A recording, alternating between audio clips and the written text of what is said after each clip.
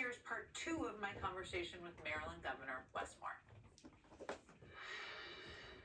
Trump seems to be a bit obsessed with you right now. I don't know if you've noticed that. It's one way of putting it, I guess. I mean, he disinvited you from the White House National Governors Association dinner. He's been on a bit of a rampage, as was his White House press secretary, who I'm sure maybe he directed to do that, about blaming you for the Potomac sewage leak, which is a big issue, but it's not something that is under your jurisdiction. What is this all about, in your view? I mean, I wish the president wasn't as obsessed with me, and he'd be more obsessed with the American people and what they're going through. He seems to be wholly obsessed with me. I just wish he'd be more obsessed with them. You know, if you look at the past few days, that we have introduced legislation and testified on legislation that ends the practice of price manipulation at supermarkets. So bringing the price down for supermarkets so people's data are not being used against them when they go into supermarkets. That in the past days that we have worked with Democratic and Republican governors to get PJM, the regional grid operator, to cap their price increases for not 2, but for the next 4 years. That we have focused on bringing new economic development avenues like the Sphere, which is coming to Maryland, which is going to generate about $1.3 billion annually once completed. During that same period of time, the President of the United States has decided to change the colors on Air Force One, has now installed a new ballroom, and probably has tweeted about me every 30 minutes. Like, this is absurd. And when the president says, that if Governor Moore asks me nicely to help with a sewage issue, which, by the way, is a breakage of a DC pipe on federal land. Maryland has nothing to do with this. My answer to the president is this. I'm asking you nicely, Mr. President, please do your job. And please stop looking at all of us to have to cover up for the type of inaction that we are seeing from this White House. It is. We'd all like him to do his job on many fronts, including that one.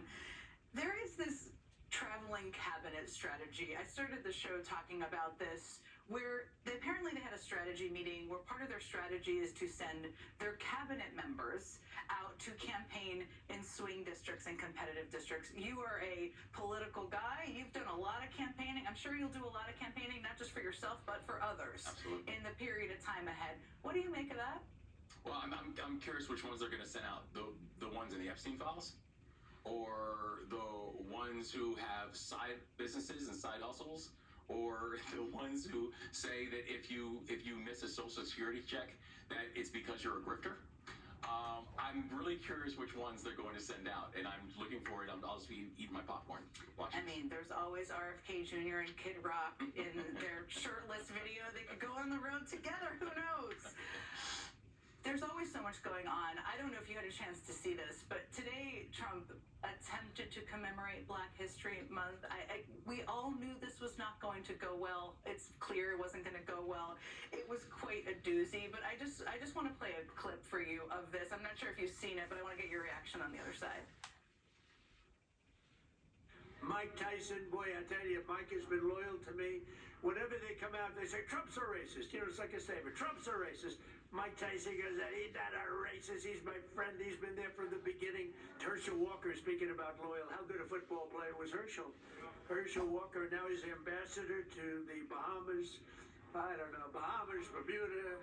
Is he Bahamas? Whatever. What do you make of that? I'm hardly ever speechless.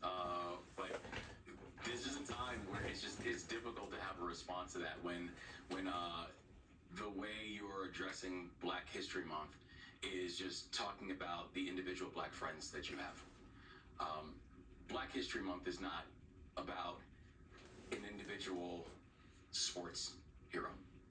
Black history is about the foundation of America.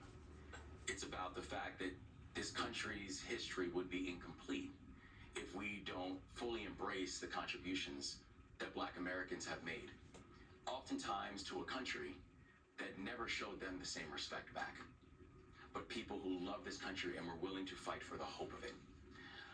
Black history is not something about talking about the friendships that you have. It is truly about understanding that this nation is a nation that is unique, diverse, deeply uneven in its history, but actually in the unevenness is actually where the glory lives.